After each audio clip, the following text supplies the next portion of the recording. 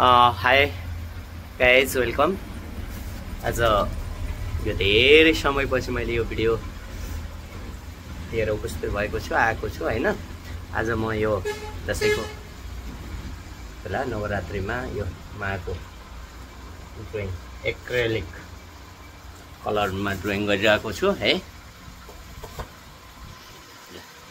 सानो छोरो हेर्नुस्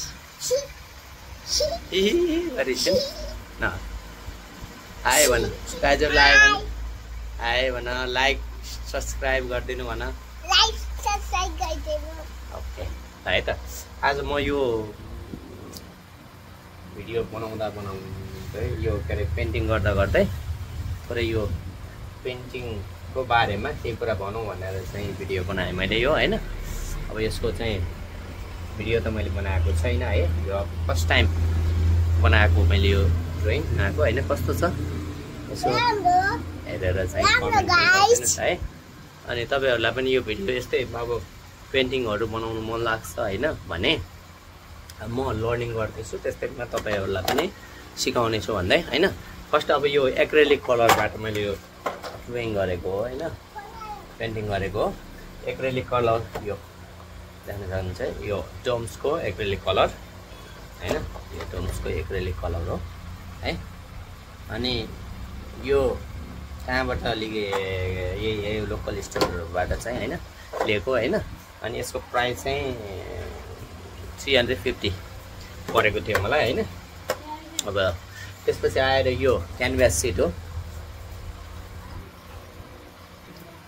अनि यो क्यानभास सिट हैन, त्यो क्यानभास सिट ठुलो क्यानभास सिटलाई मैले काटेर यो गरेको हैन। त्यसरी चाहिँ मैले यो टेबलको लागि हैन यो एउटा प्लाइवुड किनेको थिएँ। प्लाइवुड किनेर त्यसपछि प्लाइवुड काटेर यो चाहिँ यो टेबल बनाएको हैन एउटा।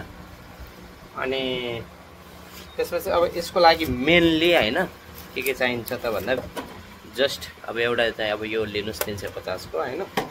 अनि त्यसपछि ब्रसेसहरु यो दुईटा ब्रसेसहरु यसै भित्र आएको थियो। यो एउटा राउन्ड ब्रस अनि एउटा यो फ्ल्याट ब्रस हैन। यसको राउन्ड ब्रस र फ्ल्याट ब्रसहरु चाहिँ यसको साइज हुन्छ है, साइज अनुसारको। अनि यो त्यसपछि आएर यो डिटेलिङलाई यो हो यो सानो सानो डिटेल गर्नुपर्ने हुन्छ हैन। सानो सानो डिटेल गर्नको लागि यो डिटेल ब्रस युज गर्नुपर्ने हुन्छ। डिटेल ब्रस चाहिन्छ हैन। डिटेल ब्रसको दाम यो यस्तै अब यसलाई पनि त्यही 150-200 अब कति पर्यो मैले भुलेँ हैन एक्ज्याक्टली। यो 00 भन्छ यसलाई। डिटेल ब्रस 00 नम्बरको हुन्छ हैन। 00 नम्बरको एउटा डिटेल ब्रस चाहिन्छ हैन, आवश्यक पर्छ तपाईहरुलाई। अनि त्यसपछि आएर एउटा यो फ्यान ब्रस चाहिँ जस्तो तपाईले चाहिँ यो बनाउनु पर्यो हैन, अथवा चाहिँ तपाईँ सिनहरुको चाहिँ गर्नुपर्छ हैन। यो फ्यान ब्रस एकदम युजेबल हुन्छ यो हेयरहरु लगाएर उसलाई हैन। यति जति मेटेरियल भयो भने हैन। अनि अब यो एउटा चाहिँ मास्किङ टेप, अब यो टेप लाउनु यो गर्नलाई मास्किङ टेप गर्दा यति मेटेरियल भयो भने बिगिनरहरुले मजाले चाहिँ एक्रेलिक ड्रइङ गर्न सक्नुहुन्छ हैन।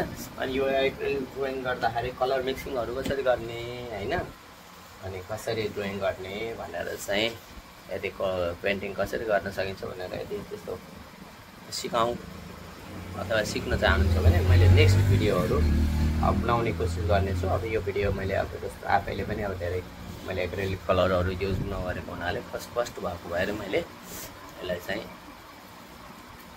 भिडियो बनाइन मैले है त।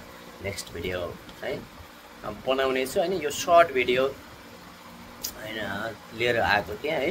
सम्पूर्णलाई अब दसैँको नवरात्रि चलिरहेको छ, नवरात्रिको शुभकामना। दसैँको 2082 सालको दसैँको चाहिँ धेरै धेरै शुभकामना भन्दै है नेक्स्ट भिडियोमा भेट्नेछु। Thank you.